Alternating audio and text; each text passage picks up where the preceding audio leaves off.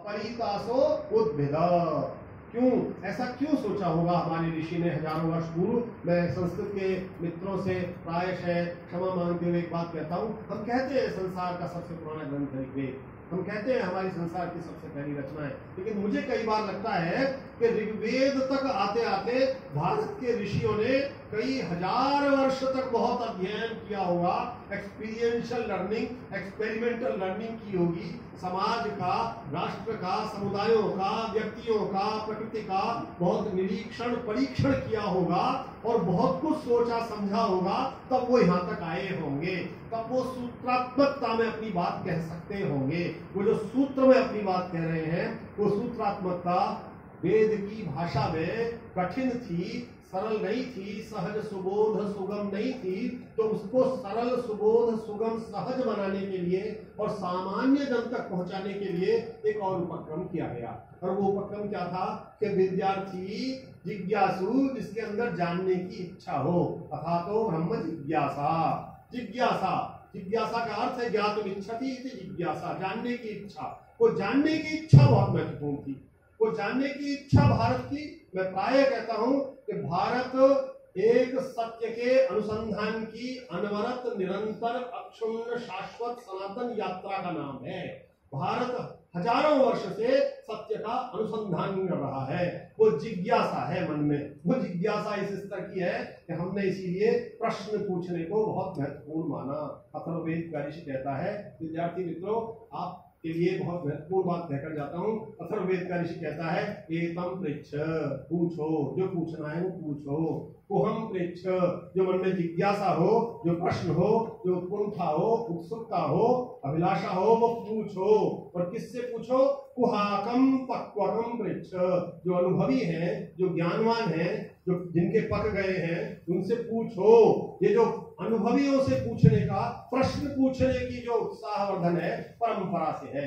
तो वो जिज्ञासा जानने की क्या है, कैसे है, क्या हुआ। इसलिए आज से हजारों वर्ष पूर्व, अभी आज का इतिहास, आधुनिक इतिहास अब ये बताने की स्थिति में नहीं आया है कि ये वेद कब लिखे गए। कुछ कल्पनाएं, अनुमान किए जा रहे हैं, फिर भी वो हजारों वर्ष पूर्व लिखे गए। हजारों वर्ष पूर्व भी ऋषि ये चिंता कर रहा है, ये ब्रह्मांड में ये जो नक्षत्र दिखाई पड़ते हैं, ये किस शक्ति से लटके हुए हैं, गिरते नहीं हैं, ये कैसे, इसकी चिंता कर रहा है। वो विश्व भर में विभिन्न प्रकार के विषयों की चिंता कर रहा है। वो प्रकृति को देख रहा है, वो नदी को, पर्वत को, पहाड़ को, गिरिकानन को, उपत्यका को, वृक्षों को, वनस्पतियों को, मनुष्यों को, स्त्रियों को, पुरुषों को, रथों को, अश्वों को, हाथियों को, सबको देख रहा है। सबके प्रति मन में एक जिज्ञासा रख रहा है, उनके बारे में सोच रहा है, कल्पनाएं कर रहा है। वो जो कल्पनाएं करते करते उपनिषद बनी, और उपनिषद का अर्थ ये हुआ कि विद्यार्थी जिज्ञासा के भाव से, श्रद्धा के साथ गुरु के समीप बैठकर ज्ञान प्राप्त करे। उपनिषद, उप माने समीप, निषद माने बैठकर ज्ञान प्राप्त करने की इच्छा, उसमें कथाओं के माध्यम से, सरलीकृत तरीके से, सरल पद्धति से, जो कथाओं के माध्यम से वैदिक साहित्य का वर्णन किया गया, उसमें एक उपनिषद है, बहुत महत्वपूर्ण है। उसका नाम है ईशोपनिषद। ईशोपनिषद महात्मा गांधी के बारे में कहते हैं कि महात्मा जी ने एक बार कहा, यदि कोई दुर्घटना हो जाए संसार में, ऐसी कोई प्रलय आ जाए, आग लग जाए, सारा संसार का साहित्य जो हम आप पुस्तकालयों में पढ़ते हैं तो सब नष्ट हो जाए। अब तो फिर यही आ गया, नष्ट नहीं होगा। फिर भी उन्होंने कहा कि कोई नष्ट हो जाए तो भी यदि विश्व में ईशोपनिषद बच गई तो सभ्यताएं बच जाएंगी। ईशोपनिषद कहती है पहले ही मंत्र में, ईशावास्य विदम सर्वम यत्किंच जगत्याम जगत। इस जगती में जो कुछ मनुष्य है वे नहीं, जो कुछ जगत है, इस जगती में जो कुछ जगत है, माने जो कुछ भी है, वो ईश्वर से अति व्याप्त है। उसमें ईश्वर निवास करता है। ये जो ईश्वर का निवास है, इसी को कृष्ण ने गीता में कहा, ईश्वर सर्वभूतानां हृद्देशेर्जुन तिष्ठति। हे अर्जुन, सभी भूतों के, सभी जीवधारियों के, सभी प्राणियों के, वनस्पतियों के, पशुओं के, पक्षियों के हृदय में ईश्वर का निवास है। ये जो ईश्वर का निवास है, ये मूल रूप में एकात्मता है। हमारी एकात्मता इस प्रकृति से, पशुओं से, पक्षियों से, पौधों से, वनस्पति से, पेड़ से, नदी से, पहाड़ से, आकाश से, वायु से, मेघ से, ये सब वैदिक साहित्य से प्रारंभ होती हुई ये एकात्मता भारत का मूल भाव है। इस मूल भाव को ही पंडित दीनदयाल उपाध्याय एकात्म दर्शन के रूप में प्रस्तुत करते हैं। ये एकात्मता हमारे प्रत्येक कार्य में, प्रत्येक उपासना में, प्रत्येक प्रार्थना में अभिव्यक्त होती है। ये एकात्मता हमारे आपके घरों में सामान्य रूप से यज्ञ करते समय पंडित जी बहुत सारे मंत्र पढ़ते हैं, बहुत बार उनको भी उसका अर्थ पता नहीं होता तो क्या पढ़ रहे हैं। हम तो प्रयत्न करते ही नहीं कि वो क्या पढ़ रहे हैं, जानने का प्रयत्न करते। तो एक मंत्र पढ़ते हैं, यतो यतः समीहसे ततो नो अभयम कुरु। जिस जिससे उचित समझते हो उससे हमें अभय करो। प्रार्थना कर रहा है वेद का ऋषि, वो कह रहा है जिस जिससे उचित समझते हो, इसका अर्थ है जिन जिनसे मुझे अभय किया जाना है उनमें बहुत ऐसे भी होंगे जिनकी मुझे जानकारी नहीं, जिनको मैं जानता ही नहीं हूँ। क्या पता कोई ऐसी दुर्घटना होने वाली है। जब कोविड आया तो हम में से कोई नहीं जानता था कोविड आने वाला है। बहुत सारे लोग संसार भर में, अंग्रेजी के अखबार आप पढ़िए तो छापते हैं 1.5 करोड़ वर्ष पहले पृथ्वी पे ये हुआ था, कोई 1.5 सेकंड बाद बताने की स्थिति में नहीं है क्या होने वाला है। वो जो जिससे हमें उचित समझते हो उससे हमें अभय करो। क्षण कुरु प्रजाभ्यो, हमारे साथ जीवित रहने वाले, जीवन यापन करने वाले सब लोगों का कल्याण करो। अभयम न पशुभ्य, ये जो पशु पक्षी है, ये जैव विविधता है, बायोडाइवर्सिटी है, इसको भी अभय करो, निर्भय करो। ये प्रार्थना है, इसमें सब समाहित है, किसी एक व्यक्ति की नहीं। और ये विचार इसीलिए उपनिषद काल में अधिक रूप में हमें दिखाई पड़ता है। इसीलिए वो विषय कहने की स्थिति में आया, ये एकात्मता सब में है। इसीलिए उसने सोचा कि एक क्षेत्र का नहीं, एक विषय का नहीं, संपूर्ण भारत के विभिन्न क्षेत्रों में फैले हुए, बैठे हुए, पत्रिकाओं में, गिरिकंदराओं में बैठे हुए ऋषियों ने, कुटियाओं में बैठे ऋषियों ने, या राज दरबारों में बैठे हुए ऋषियों ने भी ये कल्पना की कि ये मेरा है, ये पराया है। ये विचार ही बहुत छोटा है, ये लघु विचार है, ये तुच्छ विचार है। अजम निज परोवेति गणना लघु चेतसम, छोटे लोग ऐसा सोचते हैं। उदार चरिता नाम वसुधैव कुटुंबकम, जिनका हृदय उदार है उनके लिए पूरी वसुधा ही परिवार है। ये मेरा, सब मेरा ही है, ये विचार उसके मन में आया। इसीलिए उसने सब की चिंता की। सर्वे भवन्तु, सब सुखी है, सर्वे सन्तु निरामया, सब निरोगी हो, किसी को कोई कष्ट ना हो। मां कष्ट दुख भाग भवे, किसी को दुख का अंश मात्र भी ना हो। ये जो अंश मात्र भी ना होना है, ये सब में वही एकात्म ढूंढना है। जो कष्ट उसे होगा वो मुझे भी होगा। इसलिए उस विचार से भारत के ऋषित्व की परंपरा ने कहा, आत्मन प्रतिकूलानि परेशान न समाचरे। जो मेरे लिए प्रतिकूल है वैसा आचरण में दूसरे के साथ भी ना करूं, क्योंकि उसमें भी वही ईश्वरत्व है, उसमें भी वही मनुष्यत्व है, उसमें भी वही प्राणी है, उसमें भी वही आत्मा है। और जो आत्मा है ये सब में निवास करती है। ये जो सब में निवास करने वाली आत्मा है, इसकी एकात्मता ही भारत का मूल भाव है। लेकिन इस एकात्मता में एक रूपता नहीं है, यूनिफॉर्मिटी नहीं है, यूनिटी है, एक रूपता नहीं है, एकात्मता है। इसे भी समझने की आवश्यकता है। एक रूपता में सबको एक सा होना है, एकात्मता में सबके अंदर के भाव में एकत्व होना है, बस। एक रूपता नहीं है, इसलिए एक रूपता संभव नहीं। भारत इसीलिए वैविध्य का देश। संसार भर के, मेरे परिचय में उल्लेख में प्रमोद ने कहा, मैंने संसार के बहुत सारे देश देखे। हम एक बार घूमे यूरोप में, आप देखो, एक बार पूछो मत कि आप किस देश में। और शेंजन वीजा ने यह भी संभव कर दिया, 25 राष्ट्रों में आप बिना एक ही वीजा से सब में घूम सकते, कोई बाउंड्री परेशान नहीं करेगी। केवल देश का नाम ना पूछो, भाषा मत पूछो। उनका प्रातः काल का नाश्ता एक है, दोपहर का लंच एक सा है, डिनर एक सा है, कपड़े एक से हैं, बाजार एक से हैं, फैशन एक सा है, दुकानें एक सी हैं, सब कुछ एक सा है, एक रूपता है। भारत में ऐसा नहीं है। भारत में, संपूर्ण भारत में आप चले जाइए, उनका भोजन, उनके तीर्थ, उनके उत्सव, उनके मेले, उनकी भाषा, उनकी बोली, सब कुछ भिन्न है, सब कुछ भिन्न है। और ये वैभिन्य आज नहीं आया है, ये भी समझने की आवश्यकता है। ये वैभिन्य नया नहीं है। इस वैभिन्य से हम के साथ हम सहस्रों वर्षों से ऐसे ही एकत्व भाव से जी रहे। इसीलिए वेद के ऋषि ने कहा, नाना धर्माणम बहुधा विवाचसम, बहुत प्रकार की उपासना पद्धति मानने वाले। हम किसी को किस प्रकार से किसी देवता को पूजते, हम किसी देवता को नहीं पूजते, किसी एक देवी को मानते। भारत में ये जो विभिन्न उपासना पद्धतियों के रहते हुए भी शत्रुत्व नहीं आया, एक दूसरे का विरोधी भाव नहीं आया। नाना धर्माणम बहुधा विवाचसम, भिन्न प्रकार की बोलियां बोलने वाले, भिन्न प्रकार की भाषा बोलने वाले। जन्म विभ्रति पृथ्वी यथौकसम, जैसे पृथ्वी सबको साथ रख लेती है, ऐसे हम साथ रह सकें। ये जो साथ रहने का भाव था, विभिन्नताओं के साथ, वैविध्य के साथ, इसीलिए हम वैविध्य को उत्सव मानते। एक दुर्घटना हुई और हमें बता दिया गया एक विविधता में एकता। हुआ ये कि एकता में विविधता थी, ये एकत्व में एक वैविध्य था, एकत्व मुख्य था। हमने विविधता को मुख्य मानकर कहीं ना कहीं त्रुटि की। परिणाम ये हुआ हमारा जो एकत्व है वो इस बात का है कि हम भिन्न भाषाओं के बोलते हुए भी भारत एक राष्ट्र के रूप में बहुत सारे मित्रों को कठिनाई होती समझने में। वो कहते हैं साहब हमसे राज्य विज्ञान के विद्यार्थी हैं, हमसे कहते हैं राज्य बहुत सारे थे। ये अंग्रेजों ने जब हमको सरदार पटेल के एकीकरण की बात करते हैं, 550 से अधिक राज्यों को एकीकरण हुआ। अंग्रेज जब आए तब तो 1500 से ज्यादा थे। हमारे लिए राज्यों के प्रशासनिक इकाइयों के रूप में विभाजन होना राष्ट्र के एकत्व में कहीं बाधा नहीं था। राष्ट्र का एकत्व भिन्न है, राष्ट्र की एकात्मता भिन्न है। राजनीतिक प्रशासनिक अभिकरणों, उपकरणों, संरचनाओं के रूप में राज्य का निर्माण होना वो एक भिन्न विषय रहा। इसीलिए वो समाज राष्ट्र से बड़ा नहीं रहा। ये एक विचार भारत में सैकड़ों वर्षों से रहा। इसीलिए राज्य को कभी भी एक ऐसी बड़ी संस्था नहीं माना गया जो मनुष्य के प्रत्येक आयाम को नियंत्रण कर सके। राज्य के आयामों पर भी नियंत्रण करने के लिए सामाजिक, सांस्कृतिक, धार्मिक व्यवस्थाएं विद्यमान नहीं। ये भारत का जो एकात्म दर्शन है वो इस रूप में भी महत्वपूर्ण है कि वो विश्व कल्याण की दृष्टि संसार भर में हमने, जैसे मैंने कहा, सर्वे भवन्तु, जो सबके कल्याण की भावना। ये पृथ्वी, ऋग्वेद का एक मंत्र है, स्योना पृथ्वी भवान निक्षरा निवेशिनी यक्षः शर्म न सप्तथा।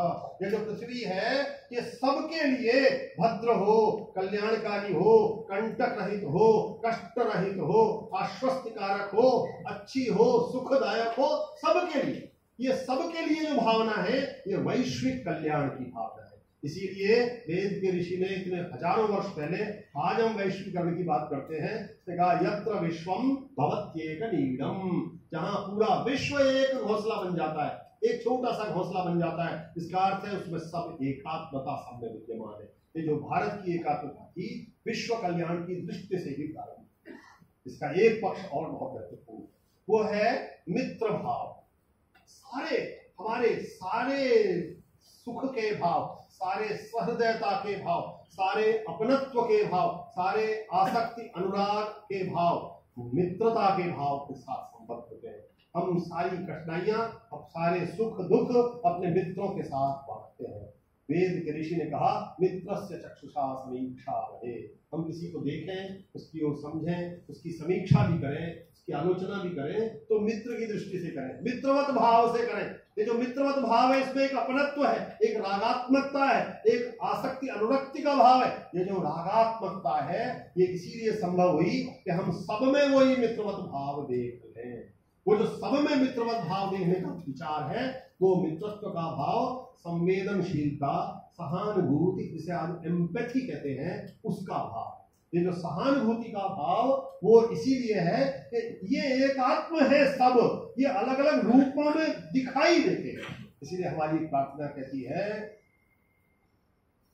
ऋजुकुटिल नाना पथजुषाम, अलग अलग प्रकार के रुचिनाम वैचित्र्या, रुचियों के वैचित्र से। रुचियों में वैचित्र होगा, मनुष्य को कोई चीज प्रिय है, किसी को कोई चीज प्रिय है, ये वैचित्र भी हमें एक साथ ले चले। तो ऋग्वेद के ऋषि ने अंतिम मंत्रों में कहा संगच्छध्वम संवदध्वम, हम साथ चलें, साथ बोलें। एक सा बोले नहीं कहा, एक सा बोले नहीं कहा, हम अच्छा बोले, साथ बोले। संगच्छध्वम संवदध्वम संवो मनांसि जानताम देवा भागम यथा पूर्वम संजानाना उपासते। इसमें साथ चलने का भाव, साहचर्य का भाव, सहयोग का भाव महत्वपूर्ण है। इसलिए भारत के ऋषियों ने हजारों वर्ष पूर्व, उनकी मनीषा ने ये समझ लिया था कि जो सृष्टि है, जो प्रकृति है, क्योंकि वह सबकी प्रार्थना कर रहे थे, वो सबको समझने का प्रयत्न कर रहे थे। आप देखेंगे आज हम पर्यावरण के विषयों को बहुत चिंतित हैं, विश्व भर में चिंतित। कभी ग्लोबल वार्मिंग के लिए बैठक करते हैं, कभी कुछ और बोलते हैं। पर्यावरण के विषय को हम अनिवार्य विषय बनाते हैं विद्यार्थियों के लिए, विभिन्न प्रकार के कार्यक्रम करते हैं। इसलिए क्योंकि हमने पर्यावरण को अलग माना, व्यक्ति को, मनुष्य को अलग मान लिया है। आधुनिक दृष्टि ने दोनों को अलग मान लिया। भारत ने सबको संयुक्त माना। सबको साथ माना, सबको जुड़ा हुआ माना। वो जो सबकी संपृक्ति है वो एक एकात्मता इस रूप में विद्यमान थी कि जो कुछ प्रकृति से विद्यमान है हम भी उसी प्रकृति से विद्यमान है, हम भी उसी का अंश मात्र है। हमारा उसका अंश होना ही हमारी एकात्मता है। उस विविधता से, उस वैविध्य से, उस जैव विविधता से, उस प्राकृतिक पर्यावरण से उसी के अंश मात्र है हम भी। इसलिए जो हमारा आवश्यक है हम उतना ही लेंगे, उतना ही दोहन करेंगे, शोषण नहीं करेंगे। कुछ प्रकृति का शोषण करने का विचार आधुनिकता के साथ पाश्चात्य प्रभाव में हमें प्राप्त हुआ। अब वो ही हमें समझा रहे हैं कि आप इतनी कार्बन डेटिंग करिए, इतना कार्बन उत्सर्जन कीजिए। अब वो हमें समझा रहे हैं। समकालीन समयों में दुर्भाग्य से भारत ने विशेष रूप से अपनी प्राचीन सांस्कृतिक गौरवशाली परंपरा से बहुत कुछ प्राप्त नहीं किया। आधुनिकता के प्रवाह में और वैश्वीकरण के उत्सव के उल्लास में उन्मत्त समाज ने बहुत कुछ अतीत से प्राप्त नहीं किया। पंडित दीनदयाल उपाध्याय उस पूरी परंपरा में एक बार पुनः हमें उस अतीत से सम्मिलित कराते हैं, संयुक्त कराते हैं। यहां मैं एक बात को कहना चाहता हूं, पंडित दीनदयाल उपाध्याय कोई नई बात नहीं, उनके पास भी कोई नया विचार नहीं। वो प्रस्तुति है भारतीय सनातन अक्षुण्ण शाश्वत परंपरा के मूल्यों की। लेकिन मैं ये कह रहा हूं तो स्वतंत्रता से पूर्व भी एक व्यक्ति है जो भारत की इन्हीं सांस्कृतिक मूल्यों को विश्व भर के सामने रख रहा है। दुर्भाग्य है कि हमने उसे इस दृष्टिकोण से कभी देखा नहीं। और मैं उल्लेख कर रहा हूं महात्मा गांधी का। महात्मा गांधी को प्रायशः हमने एक ऐसे राजनेता के रूप में जाना जो राष्ट्रीय आंदोलन में प्रमुख व्यक्ति के रूप में है, समाज सुधार के व्यक्ति के रूप में है, पत्रकार भी हैं, संपादक भी हैं, लेखक भी हैं, वक्ता भी हैं और बहुत प्रकार के कार्य करते हैं। लेकिन कहीं हमने ये बताने का प्रयास हमारे अकादमिक समाजों ने नहीं किया कि महात्मा गांधी स्वतंत्रता आंदोलन में भारतीय सांस्कृतिक मूल्यों के सबसे बड़े संवाहक हैं। वे अपने ब्रह्मचर्य के मूल्य कहां से लाते हैं? परंपरा से। वे सत्याग्रह के मूल्य कहां से लाते हैं? परंपरा से। वो क्षमा कहां से लाते हैं? परंपरा से। अहिंसा कहां से लाते हैं? परंपरा से। ये जितने सविनय अवज्ञा कहां से लाते हैं? परंपरा से। वे शुद्धता का आग्रह कहां से लाते हैं? परंपरा से। उनके जितने भी जीवन मूल्य हैं वे अधिकांश, हम कहते तो हैं उनके बारे में अध्ययन करते समय उन्होंने टॉल्स्टॉय से सीखा, उन्होंने रस्किन से सीखा, उन्होंने थोड़ा सा गीता से भी सीखा, ऐसा कहते तो हैं। लेकिन सच ये है कि वो भारतीय परंपरा के, ज्ञान परंपरा के महत्वपूर्ण संवाहकों में से एक है। वो राष्ट्रीय आंदोलन में अपने सारे शस्त्रों का निर्माण भारतीय परंपरा में से है। लेकिन उसको और अधिक स्फुट रूप में पंडित दीनदयाल उपाध्याय हमारे सामने रखते हैं। पंडित दीनदयाल उपाध्याय के बारे में विचार करते समय एक और महत्वपूर्ण बात जो मैं प्राय रेखांकित करना आवश्यक समझता हूँ। हमने स्वतंत्रता के बाद, पंडित दीनदयाल उपाध्याय स्वतंत्रता के बाद के विचार करें। हमने स्वतंत्रता के बाद राजनीतिक समाजों को, मैं राजनीतिक विज्ञान विभाग के इस कक्ष में बैठे हुए बहुत साहस से कह रहा हूँ, राजनीतिक समाजों को, राजनीतिक समुदायों को, राजनीतिक क्षेत्र में काम करने वाले व्यक्तियों को दार्शनिक दृष्टि से, अकादमिक दृष्टि से कभी बहुत गंभीर माना नहीं। हम ये मानते हैं कि वो राजनीति करते हैं, विचार रखते हैं, लोगों को इकट्ठा करते हैं, अपने अनुयायी की संख्या बढ़ाते हैं, बार बार चुनाव जीतते हैं, लेकिन उनके पास कोई गंभीर दार्शनिक विचार होगा ऐसा हमने सोचा नहीं है, कल्पना भी नहीं की है, और ऐसा प्राय हुआ भी नहीं कि उनके पास कोई लंबी दूरदृष्टि हो। एक व्यक्ति जो एक राजनीतिक दल का अध्यक्ष है, महामंत्री रहा है बहुत समय और अध्यक्ष है, वो एक राजनीतिक दल जो चुनाव लड़ता है, वो राजनीतिक दल जो राष्ट्र की राजनीति में सक्रिय रूप से सामने है, उसका एक अध्यक्ष 4 दिन ऐसा भाषण देता है कि हम 60 साल बाद भी उस पर विचार करने के। वो जो गंभीरता है, वो जो गांधीर्य है अकादमिक रूप का, वैचारिक रूप का, बौद्धिक रूप का, वह गांधीर्य विरल है आज के राजनेताओं, इसलिए भी बहुत बेहतर। और इस दर्शन में वो जो विचार नए लाते हैं उनमें से कुछ विचार उन्होंने, एक व्यक्ति की पुस्तक थी, आपने कुछ लोगों ने नाम सुना होगा, दैशिक शास्त्र। बद्री शाह ठुलगड़िया अल्मोड़ा के रहने वाले एक व्यक्ति थे, उन्होंने एक पुस्तक लिखी दैशिक शास्त्र। बहुत छोटी सी पुस्तक है, ऑनलाइन आजकल मिल जा रही है, ढूंढना चाहेंगे तो आपको अमेजन में मिल जाएगी, किंडल में भी मिल जाएगी। वो दैशिक शास्त्र में अदृशा ठुलगरिया ने कुछ नए विचार प्रस्तुत करने का प्रयत्न किया, लेकिन वो जो पुस्तक लिख रहे थे तो उन्होंने कहा, महामना तिलक उस समय जीवित थे, तो उन्होंने तिलक जी से कहा कि आप इसकी भूमिका लिखिए, और तिलक जी के लिए भूमिका लिखने के लिए उन्होंने पुस्तक भेजी। दुर्भाग्य से उसी बीच में महात्मा तिलक की मृत्यु हो गई, देहांत हो गया, तो उन्होंने वो पुस्तक उनको तिलक जी को समर्पित की। तो जो पंडित दीनदयाल उपाध्याय ने चिति और विराट की संकल्पना ली है वो दैशिक शास्त्र से। अब यहाँ एक प्रश्न उठता है, आप में से कुछ मित्रों को लगेगा महात्मा अपने पंडित दीनदयाल उपाध्याय क्या प्लेजरिज्म कर रहे थे क्या? नहीं, तो यही महत्वपूर्ण बात है जो मैं आपके सामने रखना चाहता हूँ। भारत की संपूर्ण ज्ञान परंपरा में एक और महत्वपूर्ण बात है, वो यह है कि ज्ञान पर किसी का कोई एकाधिकार नहीं, किसी का कॉपीराइट नहीं। वो ज्ञान किसी की संपत्ति नहीं है, निर्मिति भी नहीं है, किसी ने बनाया भी नहीं, वो परंपरा से प्राप्त किया है। इसीलिए हमारे वेदों का नाम भी श्रुति है, वे सुने गए। पूरा संस्कृत साहित्य प्राय कहता है श्रूयते, सुना गया है, ऐसा सुना गया है। वाल्मीकि ने पहला ग्रंथ लिखा रामायण, तो उनके पास भी नारद आए, उन्होंने छंद, अनुष्टुप छंद में एक शाप दे दिया उसको, निषाद को। थोड़े आवेश में थोड़े चिंतित हुए, मुझे ऐसा नहीं करना चाहिए था, ये मैंने क्या कर दिया। थोड़े चिंतित हुए तो नारद प्रकट हुए, उन्होंने कहा क्यों दुखी हो, आप आदि कवि हो, कविता लिखो। तो वो पूछते ही किसकी लिखो, किसके बारे में लिखो? तो कहते इक्ष्वाकु वंश प्रभवो रामो नाम जनैश्रुत, लोगों से इक्ष्वाकु वंश में उत्पन्न हुए राम का नाम सुना है। ये सुनने की परंपरा, श्रुति की परंपरा।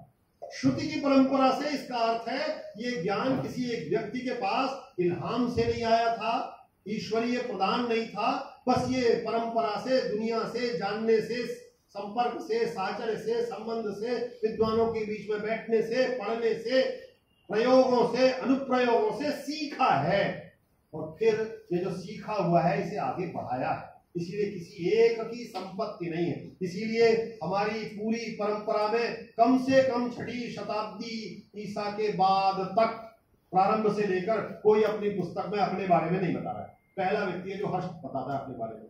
हर्षवर्धन ने अपना वर्णन किया कि मैं कौन हूं, इस पुस्तक को लिखा। उससे पहले के किसी लेखक ने अपने बारे में कुछ नहीं बताया, हम केवल अनुमान लगाते। सारे कवियों, सारे लेखकों के अनुमान है, क्योंकि उनके लिए वो विचार महत्वपूर्ण था, व्यक्ति महत्वपूर्ण नहीं था। इस पूरी परंपरा में कभी व्यक्ति महत्वपूर्ण नहीं रहा, विचार महत्वपूर्ण रहा। इस विचार की संगति नए विचार से होती जाए, ये नए ने सोचा, ये अगले ने सोचा। इसलिए भारत के इस शाश्वत सनातन विचार में एक और महत्वपूर्ण बात है कि ये परंपरा से जुड़ता हुआ समकालीनता तक निरंतर आता है।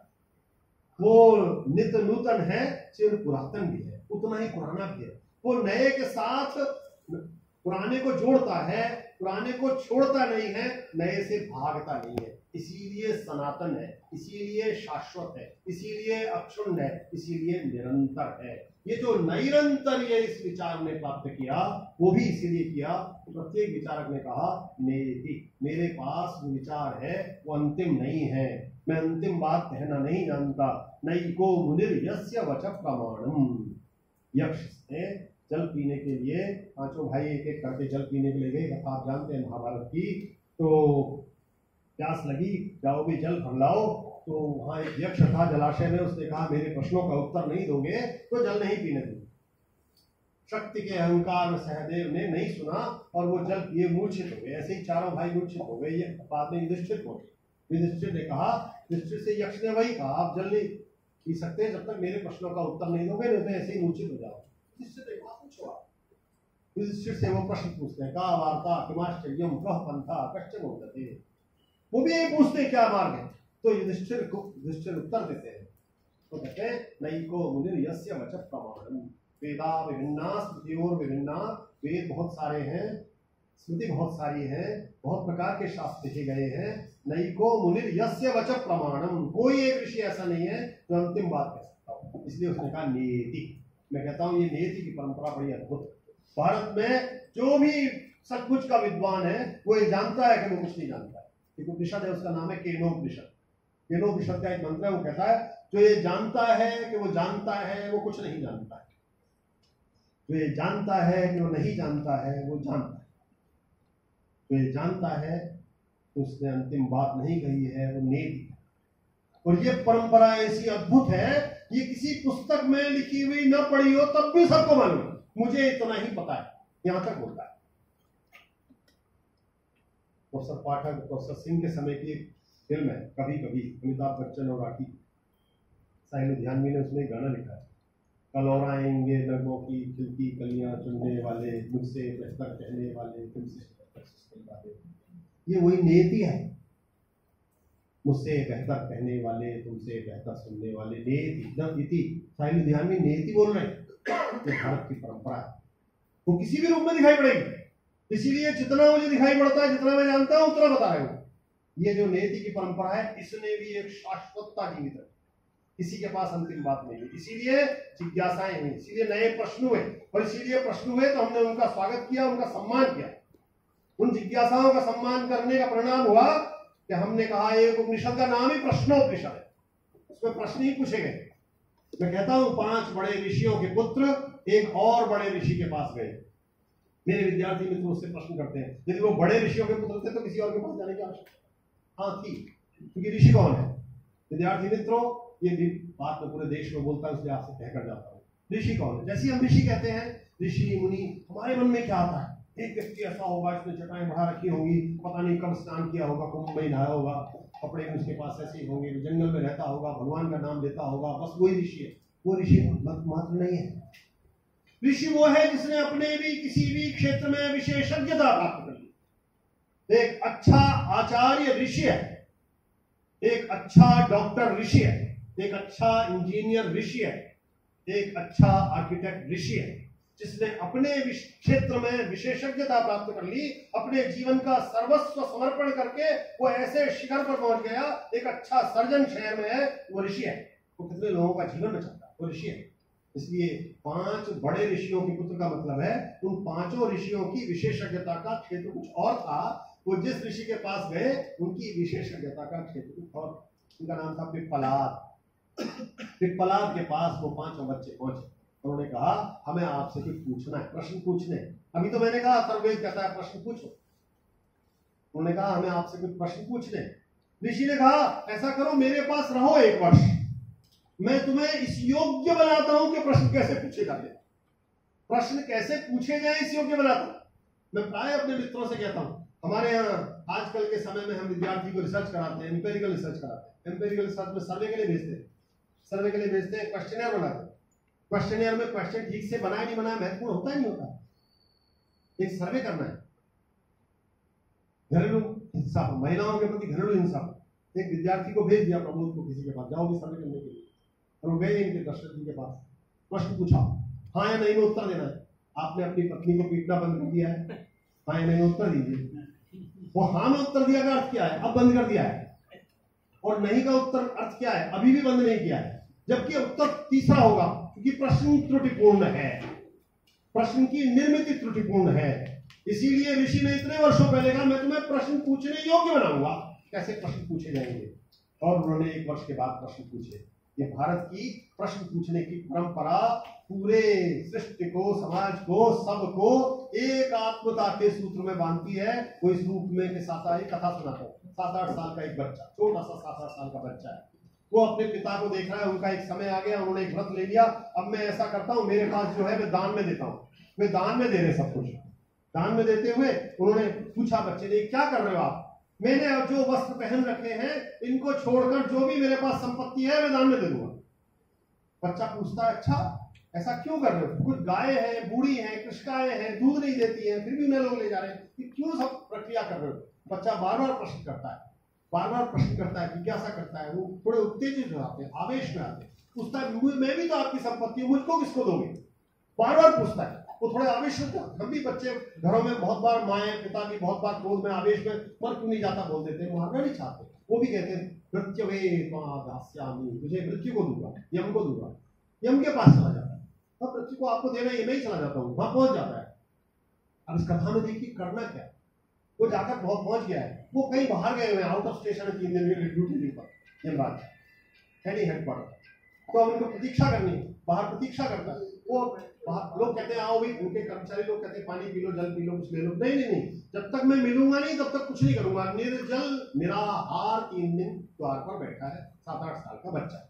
ये हम लौट कर आते हैं 3 दिन बाद, कहते हैं अरे बच्चा कैसे बैठा है? उन्होंने बताया ये साहब 3 दिन से बैठा है आपकी प्रतीक्षा में, आपसे मिलने के लिए, जल भी नहीं किया इसने, निराहार बैठा है। अरे 3 दिन बच्चा निराहार बैठा रहा, तुझे 3 वरदान देता हूँ, 3 वर मांग। पहला वर मांगता है मैं यहाँ से लौट कर जाऊँ, जानता है यहाँ से लौट कर जाना आसान नहीं है इनके यहाँ से लौट कर जाऊँ तो मेरे पिता का क्रोध थोड़ा कम हो जाए, बहुत क्रोध आता है, उनको यहाँ पर भेज दे। तथास्तु उन्होंने कहा। दूसरा क्या है? वर मांग। वो कहता है ये अग्नि क्या है बताओ। कहता है वर मांग भाई। नहीं नहीं, मुझे आप अग्नि बताओ, ये अग्नि क्या है। वो अग्नि की व्याख्या करते हैं। अग्नि भारत की परंपरा ने सबसे पहली चीज जानी समझने के लिए, ऋग्वेद का पहला मंत्र है वो अग्निमीडे पुरोहितम यज्ञस्य देव धातारम धातवम होतारम रत्न धातवम। वो अग्नि के बारे में पूछता है। अब अग्नि बता दिया, फिर नचिकेता नाम है उस बच्चे का, नचिकेता प्रश्न पूछता है यम से, तीसरा वर मांगो कहते हैं। तीसरा वर मांगने के लिए कहता है मृत्यु के बाद क्या होता है, आत्मा का क्या होता है, ये आत्मा क्या है। ये इतना छोटा सा बच्चा है, क्या प्रश्न पूछ रहा है? बेटा तू कुछ और मांग, तू आयु मांग, लंबी आयु मांग, दीर्घायु मांग, पुत्र पौत्र मांग, धन मांग, संपत्ति मांग, ऐश्वर्य मांग, राज्य मांग, भूमि मांग, जो मांगना है, रथ मांग, घोड़े मांग, ये क्या मांगता है? तो कहता है इसका अर्थ मेरे इस प्रश्न का बहुत मूल्य है, आप इसके बदले एक कर्ज देने को तैयार। मैं लौट कर आऊंगा तब भी तो यही प्रश्न पूछना है मुझे, आज यही प्रश्न पूछता हूँ। तो प्रश्न पूछता है श्रेय और प्रेय का, मैं उस विस्तार में नहीं जा रहा हूँ। प्रश्न जिज्ञासा, जिज्ञासा भी भारत की परंपरा ने, क्योंकि जानना है ये है क्या, हर एक के पास एक नई जिज्ञासा है, एक नया प्रश्न है। भारत की पूरी परंपरा का ज्ञान इन जिज्ञासाओं से, इन प्रश्नों से उद्भूत हुआ। उन्हें हम बाद में संवाद बोलते हैं। वो संवाद वह वाला संवाद नहीं है, एक वाद होगा उसका प्रतिवाद होगा, बस यहाँ बहुत महत्वपूर्ण समझने की। उसका प्रतिवाद होना आवश्यक नहीं है, विरोधी विचार होना आवश्यक नहीं है, क्योंकि दूसरा विचार विरोधी विचार नहीं है। दूसरा विचार बस असहमत विचार है, भिन्न विचार है, विविध विचार है, वो शत्रु नहीं है। नहीं तो फिर वाद और प्रतिवाद में संघर्ष होना स्वाभाविक है, फिर वो बनेगा, संवाद बनेगा। ये सिखा दिया गया हमें। भारत की परंपरा ने ये नहीं कहा। भारत ने कहा वादे वादे जायते तत्वबोध, तत्व का बोध होगा वाद वाद से। आपके पास भी एक विचार है, मेरे पास भी एक विचार है, हम बैठते हैं, शास्त्रार्थ करते हैं, कहीं पहुंचेंगे, वो कहीं पहुंचने का परिणाम होगा, हम समझेंगे। एक ऐसी बड़ी सभा, एक इंजीनियर सभा लगाई, ऐसी सभा लगाई जनक ने, सभा में सब विद्वान लोग बैठे हैं, किसी विषय पर विचार विमर्श कर रहे हैं, शास्त्रार्थ हो रहा है, पूछे जा रहे हैं। अचानक 1000 गाय सोने के सींग वाली उनको दान में मिल जाती है। जनक कहते हैं मैं इनका क्या करूंगा, इस पूरी सभा में जो सबसे विद्वान है वो ले जाए। सबसे वरिष्ठ पाठक जी की तरह सबसे वरिष्ठ वहां या केवल ऋषि बैठे हैं, वो अपने एक विद्यार्थी से कहते हैं बेटा समझ सभा गाय हाथ में ले चलो। एक युवती खड़ी होती है, प्रभु अभी तो निर्णय नहीं हुआ आप सबसे श्रेष्ठ विद्वान। किसने कहा? अभी तो सभा में मैं भी बैठी हूँ, आप कैसे देख रहे? राजा जनक ने कहा जो इस सभा में सबसे श्रेष्ठ विद्वानों को ले जाए, अभी तो मैं बैठी हूँ, आपने कैसे स्वयं को श्रेष्ठतम मान लिया? वो कहते हैं हाँ ये बात तो सही है, वरिष्ठ लोगों के पास अनुभव का बहुत बल होता है। याज्ञवल्क्य कहते हैं देखो भी ऐसा है, गार्गी नाम है उस लड़की, वचक ऋषि की पुत्री है युवती, वाचक नवी गार्गी। वो कहते हैं गार्गी तुम तो ब्रह्मचारिणी हो, अकेली रहती हो एक कुटिया में, तत्ववादिनी हो, पढ़ती लिखती रहती हो, वेदाभ्यास करती हो, तुम्हारे पास तो इतना स्थान भी नहीं है 1000 गाय रख ले। मेरे पास एक गुरुकुल चलता है बहुत बड़ा, सेल्फ फाइनेंसिंग यूनिवर्सिटी, बहुत बड़ी सी, 40-50 हजार विद्यार्थी पढ़ता है उसमें। गाय जाएंगी तो दूध होगा, घी होगा, गोबर होगा, दही होगा, लेपन होगा, बछड़े होंगे, तो गाय विद्यार्थियों के काम आएगी, समाज के काम आएगी। गाय ले जाता हूँ शास्त्रार्थ, शास्त्रार्थ में गार्गी और याज्ञवल्क्य का परिचय करा, शास्त्रार्थ हो रहा, विचार विमर्श हो रहा है, बातचीत हो रही, एक विरोध नहीं हुआ है।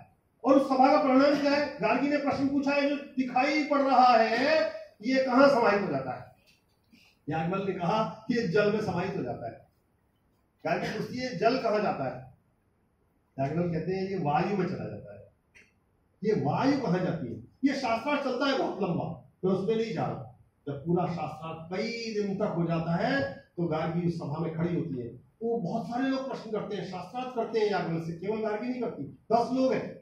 और जब सारा शास्त्र समाप्त होता है तो गार्गी खड़ी होती है और कहती है मैं बता रहा हूँ वादे वादे जाके तत्वबोध कैसे होता है।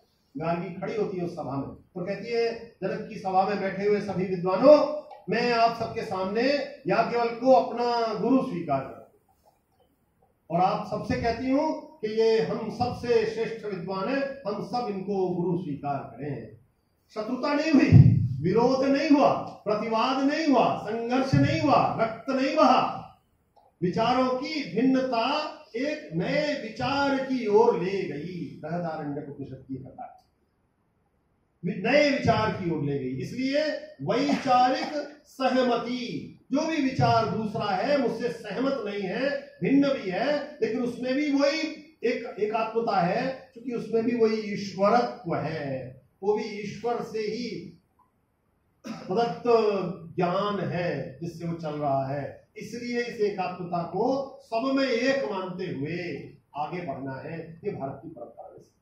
और इसी प्रश्न की परंपरा ने भारत को ऐसे ऐसे शस्त्र दिए, शास्त्र दिए, ग्रंथ दिए, विचार दिए, विचारक दिए, परंपरा दी, पूर्वज दिए।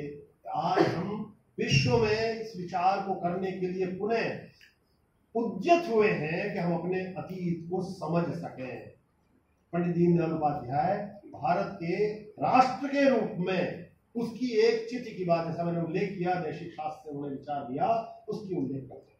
प्रत्येक व्यक्ति का एक मूल भाव, एक मूल चरित्र, उसके भीतर का एक स्व, उसका जो स्व है वो राष्ट्र का भी एक ऐसा ही स्व होता है, उसकी भी एक ऐसी राष्ट्र की भी चिति होती है। वो जो व्यक्ति की चिति है उसके अंदर का जो मूल तत्व है, वो मूल तत्व संपूर्ण राष्ट्र की एक सामूहिक चेतना के रूप में अभिव्यक्त होता है। वो जो राष्ट्र की सामूहिक चेतना